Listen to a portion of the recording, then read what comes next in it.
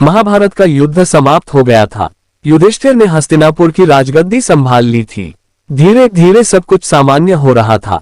एक दिन वो घड़ी भी आई जो कोई पांडव नहीं चाहता था। भगवान श्री कृष्ण द्वारिका लौट रहे थे। सारे पांडव दुखी थे। श्री कृष्ण उन्हें अपना शरीर का हिस्सा ही लगते थे, जिसके अलग होने के भाव से ही वे काम जाते थे। लेकिन श्री कृष्ण को तो जाना ही था। कोई भी श्री कृष्ण को जाने नहीं देना चाहता था। भगवान भी एक एक कर अपने सभी स्नेहीजनों से मिल रहे थे। सबसे मिलकर उन्हें कुछ न कुछ उपहार दे रहे थे। श्री कृष्ण अंत में पांडवों की माता और अपनी बुआ कुंती से मिलने पहुंचते हैं। कुंती श्री कृष्ण के जाने की सूचना पाकर अत्यंत भाव विह्वल हो उठती है। उनकी आंखों से अश्रुधारा फूट पड़ती है, लेकिन बड़ी कठिनाई से अपने आंसुओं को कृष्ण से छुपा लेती है।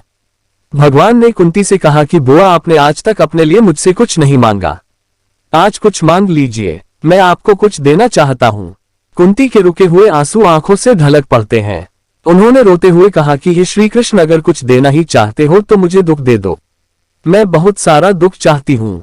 श्री कृष्ण आश्चर्य में पड़ गए, परंतु मन मंद मुस्कुराते हुए अंतर्यामी श्री कृष्ण ने पूछा कि ऐसा क्यों बुआ, तुम्हें दुख ही क्यों चाहिए? कुंती ने जवाब दिया कि जब जीवन में दुख रहता है तो तुम्हारा स्मरण भी रहता है। हर घड़ी तुम याद आते हो।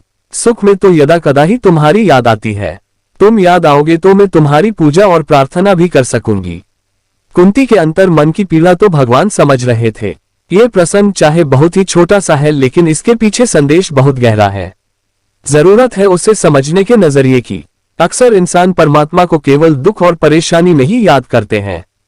जैसे ही सारी परिस्थितियां हमारे अनुकूल हो जाती हैं तो हम भगवान को और उनकी कृपा को भूल जाते हैं, जो सरासर गलत है।